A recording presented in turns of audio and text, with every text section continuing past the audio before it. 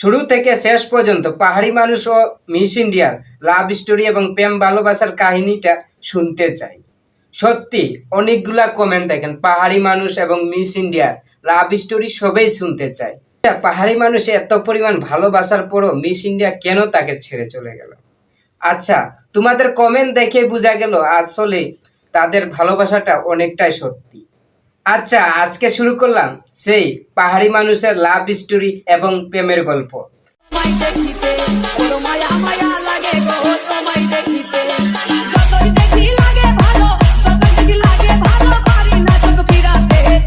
যাই হোক, আপনাদের কমেন্ট দেখার পরেই বুঝলাম যে পাহাড়ি মানুষের এবং মিস ইন্ডিয়ার ভালোবাসাটা কতটা সত্যি। তো চলো প্রথম থেকে শুরু করা যাক। দেখেন, পাহাড়ি মানুষ প্রেম টেম কিচ্ছু করতো না, যা সিঙ্গেল ছিল তখন।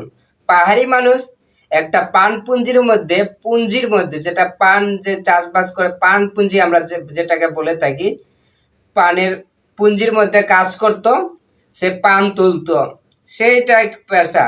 আর হলো মাঝে মধ্যে নানা রকমের টিকটকে তুলে ধরতো এবং গান বলতো এবং সব কিছু পশু পাখি নানা রকমের মানে জঙ্গলের যা কিছু আছে পাহাড়ের জিনিস এইগুলা নিয়ে তুলে ধরতো টিকটকের মধ্যে। তাই টিকটকে একটা মেয়ের সাথে প্রেম করে, সেটা হচ্ছে মিস ইন্ডিয়া। প্রেম করত পাহাড়ি মানুষ, সেই প্রেম করত টিকটকের মধ্যে। হ্যাঁ, আর টিকটকের মধ্যে প্রেম করতে যায় পাহাড়ি মানুষ পাগল হয়ে গেছিল, আর মেয়েটাও কিন্তু পাহাড়ি মানুষের জন্য পাগল হয়ে যায়। কিন্তু পাহাড়ি মানুষ হলো যাতে ইসলাম মুসলমান, আর মেয়েটা হচ্ছে মণিপুরি, নাম হচ্ছে প্রীতি। ওকে, তারপর পাহাড়ি মানুষ প্রচুর পরিমাণ ভালোবাসতো।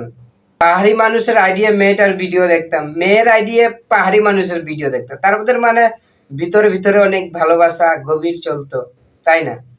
তো পাহাড়ি মানুষ একদিন দেখা করতে যায় সেই মিস ইন্ডিয়ার জন্য।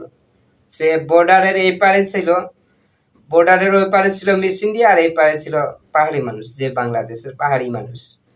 সে পাহাড়ি মানুষ দেখা হলো, সেই একদিনে দেখা হয়েছিল, আবার সেই মানে সামনে সামনে দেখা হয়েছিল।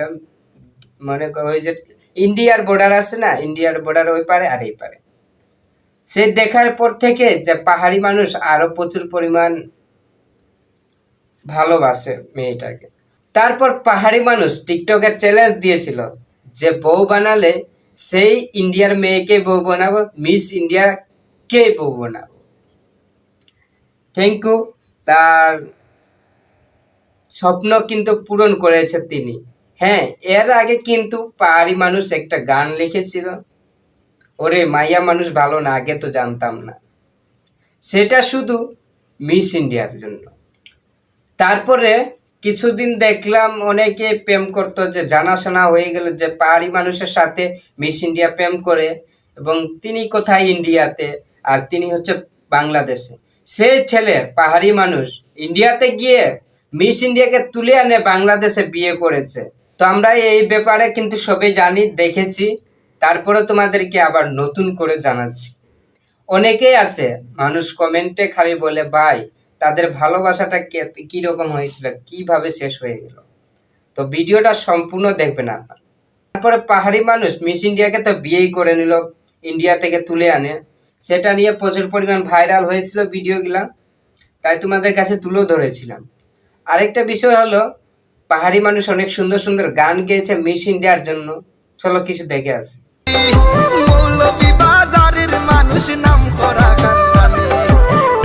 আচ্ছা, দেখলাম তো এগুলা অনেকে পুরাতন গান, আপনারা হয়তো দেখেও ফেলেছেন। এখন ঘটনা হলো পাহাড়ি মানুষ মিস ইন্ডিয়াকে তুলে আনে যে বাংলাদেশে বিয়ে করলো। প্রায় তিনি 4টা বছর না 3টা বছর মিস ইন্ডিয়া এবং বিয়ে করে পাহাড়ি মানুষ একসাথে ছিল, একসাথে বাসাতে ছিল, ঘর করেছে, সুখে সংসার করত। শেষ পর্যন্ত এতদিনের পরে, বিয়ের পরে, যে মিস ইন্ডিয়া পাহাড়ি মানুষকে ছেড়ে কিভাবে চলে গেল, তাই তো এই তো মূল ঘটনায় চলে আসে। আচ্ছা, পাহাড়ি মানুষ এত পরিমাণ ভালোবাসার পরও মিস ইন্ডিয়া কেন তাকে ছেড়ে চলে গেল, এইটা সবেরই মনে প্রশ্ন।